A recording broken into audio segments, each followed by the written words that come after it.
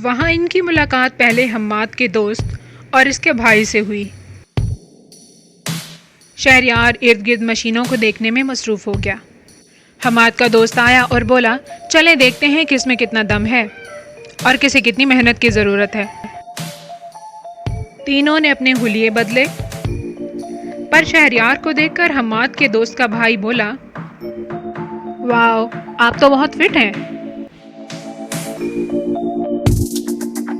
हम्माद और असद ने भी पहली बार इसे बिना शर्ट के देखा था। शहरयार इनसे अलग होकर एक तरफ जाकर पुशअप्स में मसरूफ हो गया।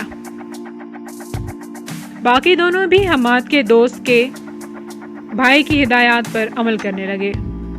असद ख्वामख्वाह शहरयार को फॉलो करने के चक्कर में पड़ गया, जबकि शहरयार को परवाह भी न थी कि वो क्या कर रहा है। इसके बाद फ्री वेट्स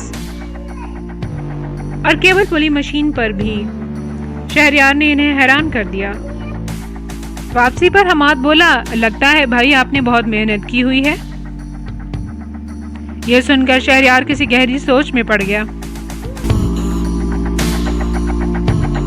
फिर एकदम सर झटक कर गहरा सांस लिया और बोला, कभी कभी कुछ चीजें बस करनी पड़ती हैं।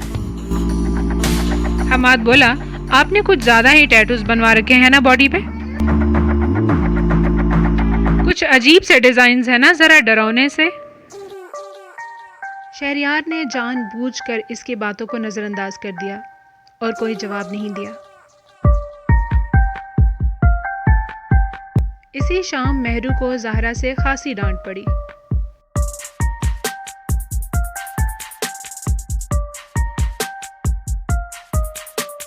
क्योंकि वो किचन की जिम्मेदारी पहले की तरह नहीं संभाल पा रही थी। आधी रात तक जबकि सब सो चुके थे, मेहरू किचन में कामों में लगी हुई थी। इसकी आंखों से मुसलसल आंसू बह रहे थे।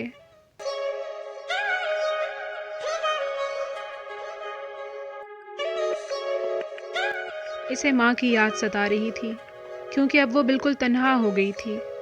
कोई नहीं था दिल की बात सुनने वाला। रात के 1 बजे के करीब का वक्त था। सर्दियों की रात की खामोशी थी और मेहरू के साथ इसके किचन के काम।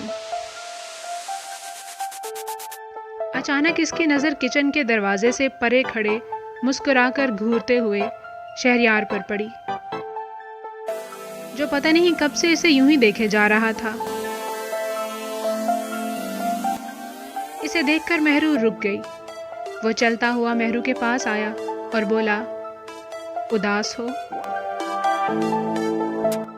मेहरू ने आंसू छुपाने के लिए नजरें झुका ली, लेकिन जुबान से कुछ नहीं कहा। वो आगे बढ़ा और मेहरू का चेहरा अपने दोनों हाथों में लेकर इसे ऊपर किया। इसकी आंखों में देखकर तकरीबन सरगोशी के अंदाज में बोला, मेरे साथ चलोगी?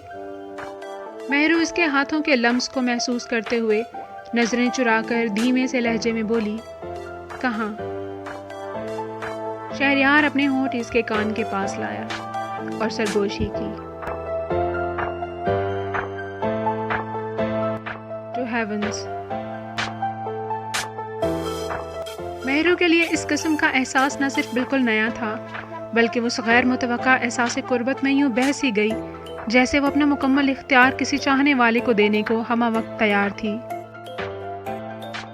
शहरयार ने मुस्कुराकर मेहरू का हाथ थामा और इसे घर से बाहर ले गया।